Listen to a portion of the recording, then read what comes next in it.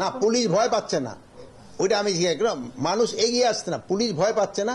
এই জন্য কিন্তু আমরা পর্যাপ্ত সংখ্যক আইন শৃঙ্খলা বাহিনী রাখতেছি। আমাদের প্রায় 700-র উপরে অস্ত্র বাইরে রয়ে গেছে অনুমান। আমি এটা কিন্তু অ্যাপ্রক্সিমেট, আমি অ্যাকচুয়াল নাম্বারটা আমার কাছে নাই। নির্বাচনের আরেকটা জিনিস হলো, নির্বাচনের জন্য আমাদের কিন্তু ট্রেনিং মোটামুটি শুরু হয়েছে।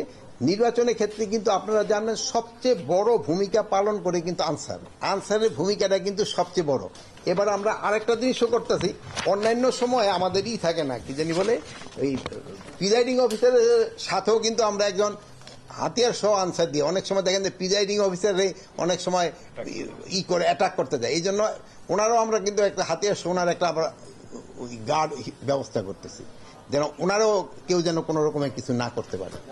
মানে ওই ইলেকশনের পিরিয়ডে সব আনসারদের হাতে না, ইভেন প্রিজাইডিং অফিসার যে থাকবে তার জন্য। অন্যান্য সময় না, পুলিশ ভয় পাচ্ছে না, ওইটা আমি মানুষ এগিয়ে আসছে না, পুলিশ ভয় পাচ্ছে না।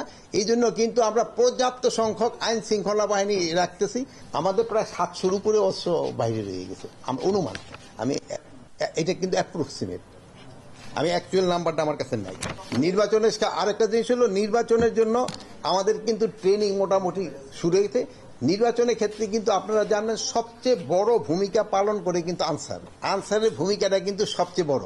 এবার আমরা আরেকটা জিনিসও করতেছি, অন্যান্য সময় আমাদের থাকে না, কি জানি বলে, এই প্রিজাইডিং অফিসারের সাথেও কিন্তু আমরা একজন হাতিয়ার সহ আনসার দিয়ে, অনেক সময় দেখেন যে প্রিজাইডিং অফিসারে অনেক সময় করে অ্যাটাক করতে যায়। এই জন্য ওনারাও আমরা কিন্তু একটা হাতিয়ার সহ ওনার একটা আমরা গার্ড ব্যবস্থা করতেছি, যেন ওনারাও কেউ যেন কোনো রকমের কিছু না করতে পারে।